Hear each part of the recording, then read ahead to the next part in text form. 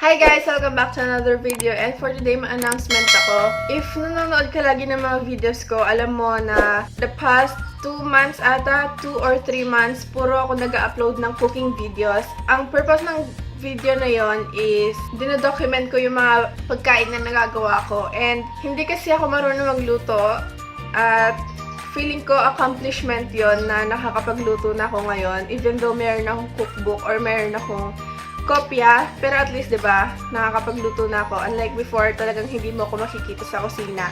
Maliban na lang kung kumakain ako. The reason kung bakit ako nag-start magluto, kasi this meron kaming subject na cooking. So, medyo kinakabahan ako doon, kaya kahit papano, tinry ko magluto. Yung announcement ko is, itigil ko na yung cooking segment show. Ano ba tawag doon? Cooking show. Cooking segment na yon, learning cooking segment. Kasi, as you all know, lahat ng niluluto ko is very unhealthy and mga bake, ganyan, talagang nakakalobo. Magmula nung natuto ako mag-bake, natuto ako magluto. Hindi na ako tumitigil magluto sa kusina, kaya eto lumalobo na naman ako. Siyempre, bago ko i-end itong type of video na to, ngayong araw na to gagawin natin yung last learning how to cook video. Papakita ko sa inyo kung paano ko ginawa yung birthday cake ni mama ko. Before her birthday, nagsusearch ako sa internet ng mga recipes para sa orange cake. Ang hihirap hanapin ng mga ingredients sa mga ibang recipes, kaya yung ginawa ko na lang, nag-search ako ng easiest orange bread, easiest icing sa internet. So, ito yung na-search ko, orange cake with cream cheese frosting. Gagawa ako ng orange cake na ombre. Ombre? Ombre, having different shades of color, gradually going from light to dark. From lightest to darkest ang kanyang layers. Coat ko yung cake na yon with cream cheese frosting. Tapos, sa taas nun, mag-sprinkle tayo ng powdered sugar and orange zest sa pinakatuktok ng cake.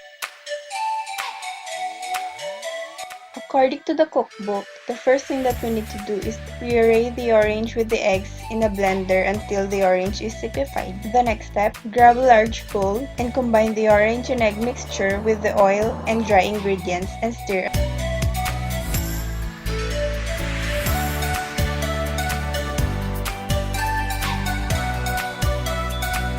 And itong next step ay wala siya dun sa recipe kasi choice ko maglagay ng food coloring. And sa first mixture ay konting food coloring lang yung ilalagay ko. And ito yung top layer, which is the lightest layer of the cake. After every layer ng cake, mag-add tayo ng food color para mas maging orange yung cake.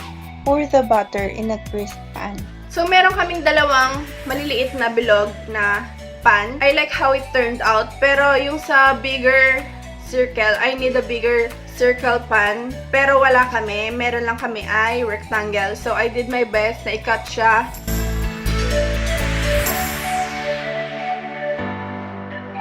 In a saucepan, add the 4 cups of full-fat milk. Mas maganda daw gamitin yung full-fat kaysa sa low-fat milk kasi mamayang niluluto natin siya, mas magbubuo-buo yung full-fat milk. Always stir it until it starts to simmer. Once it simmers, reduce the heat into medium and then add the lemon juice 1 tablespoon at the time. After a few minutes, mag-start na siya magbuo-buo katulad nito. Pero doon sa mga napanood kong video, mas buo-buo pa siya kaysa sa nangyari sa ginawa ko. Yung milk na ginamit ko, hindi siya whole cream milk. Wala kasing available na ganoon sa tindahan noon, kaya yun lang yung ginamit. Pero it's okay kasi mamaya, meron din kasi tayong step. I-blender natin ito, so parang ganun din. Kailangan din niyang maging pino. Next step is to remove the water and then blend it after.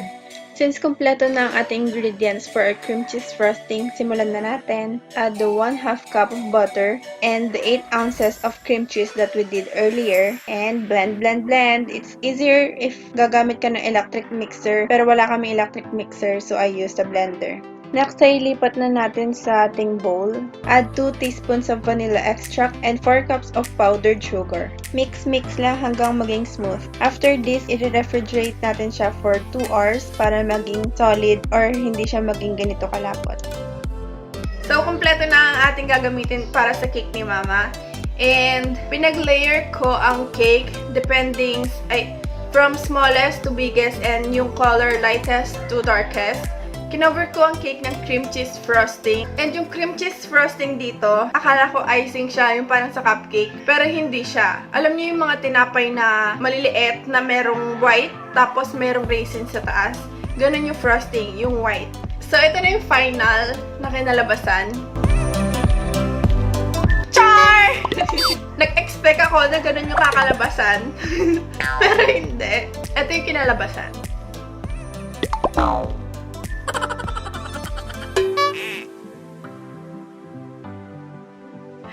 So, ayan. Alam ko hindi siya ganun kaganda. Pero, I did my best. At saka na-appreciate naman siya ni Mama. Nakalimutan ko lang picturean si Mama na hawak yung cake. So, ayun. Masarap naman siya. Yung pagkakakat ng circle sa baba, hindi siya ganun ka-perfect. Akala ko matatakpan siya kapag nilagay yung frosting. Katulad ng mga napapanood ko sa ibang gumagawa ng cake. Pero nagustuhan naman ni Mama. Kaya, asaya. That's it for this video. I hope you like it. And abangan nyo sa mga darating na videos since hindi na siya mga cooking videos. So, nag-iba yung lighting. Kindly hit that like and subscribe. And thank you for supporting my channel. Kahit na napaka-boring na mga videos na ina-upload ko. Especially my cooking videos. Pero umaabot pa siya ng mga nasa 200 plus views. Which is a very big thing na para sa akin. Dahil wow, meron pala papanood ang magluto kahit di ako marunong.